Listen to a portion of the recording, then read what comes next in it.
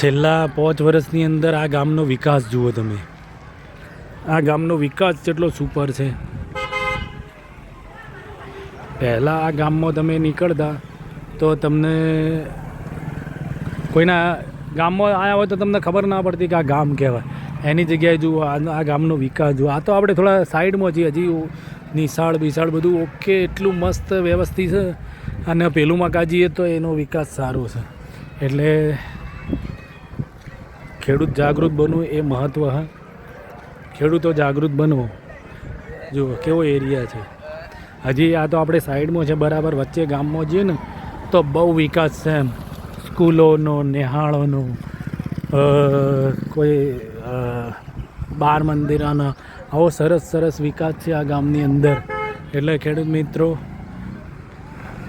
ખેડૂતોનું વિચારો અને ખેડૂતોનો ફાયદો થાય એવું આપણે કાંક પગલાં લઈશું. ખેડૂતોના ફાયદા માટે, પાણી માટે બધી જ રીતે ઓકે બનીશું. બરાબર. ખેડૂત મિત્રો, ખેડૂત પુત્ર સુપર ફાર્મિંગમાં તમારું સ્વાગત છે. ખેડૂત મિત્રો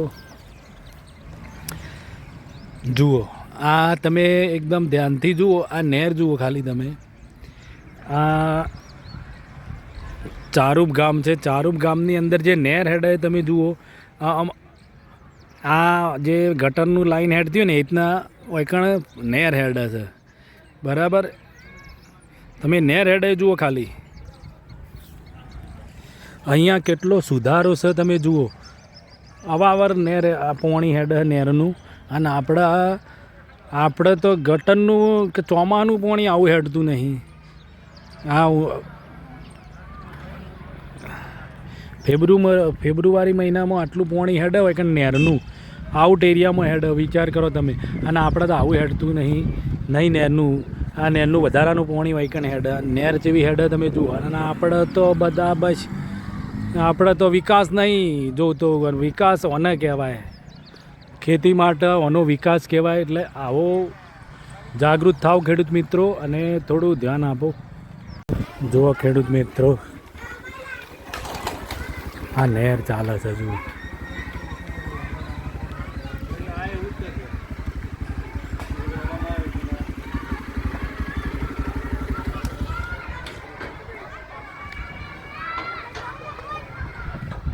જેવી ચાલે નહેર જુઓ ખાલી તમે.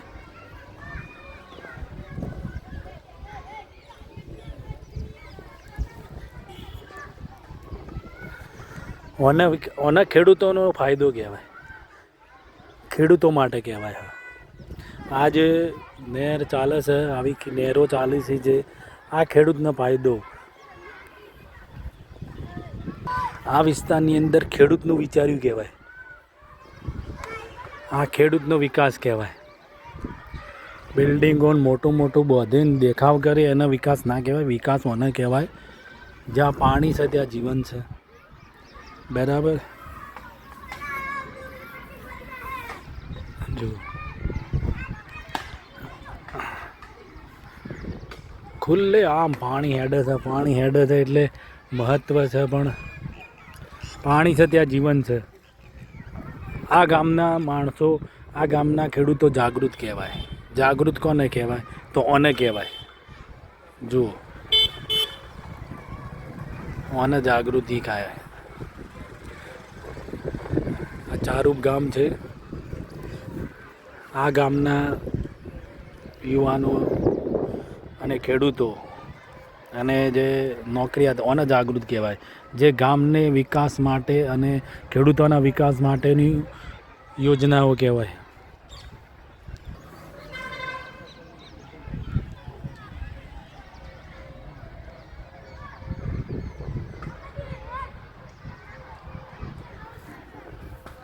પાણી કાચ જેવું છે. પીએ એવું પાણી છે. બોલો. ખેડૂતોને જલસાઈ હોવાના આ પાણીથી. બરાબર. અને આ ગામમાં હું તો એ જ માનું છું કે આ ગામ જ કહેવાય. ઊંચાર કહેવાય આ ગામ. આ ગામ જ વ્યવસ્થિત કહેવાય. ઊંચાર કહેવાય. ખેડૂતો જાગૃત કહેવાય. આ રીતના થાય બધું. તો ખેડૂતો આ રીતના જાગૃત બનો અને આવા વિકાસમાં થોડું ધ્યાન આપો. ખેડૂત સુખી હશે તો બધા સુખી છે. અને આપણો મનુષ્ય જીવન એ ખેડૂતોના ખેતીના ઉપર જ નિર્ભર છે આપણું જીવન. એટલે થોડું ખેડૂતો પ્રત્યે વિચારો.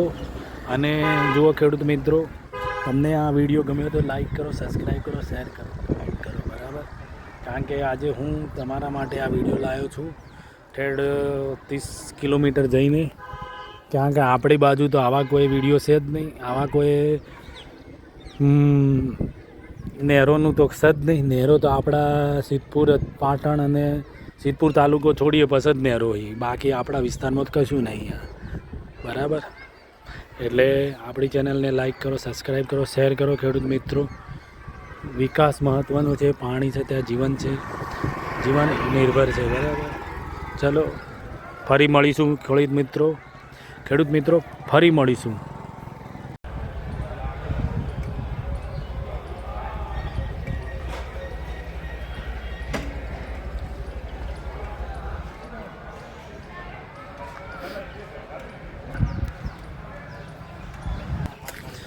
કેવું પાણી હેડે છે ખરેખર. આ જોઈને એમ થઈ ગયું કે નાના ઓને વિકાસ કહેવાય, ઓને જ વિકાસ કહેવાય. કાચ જેવું પાણી હે, તમે જોઈ શકો છો. કાચ જેવું પાણી હેડે હે. આપણે ડૂમચી મારીએ ને તોય દેખાઈએ કે મોહીએ. એકદમ કાચ પાણી છે.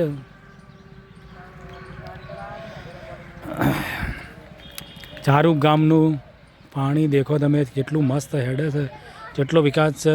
આજે તો આપણે આવ્યા છીએ એટલે થોડું ઓછું પાણી લાગે છે મને, પણ ઓને જોયા પછી એવું લાગે છે પાણી ઠેડ આટલા સુધી હેડતું હોય લાગે છે.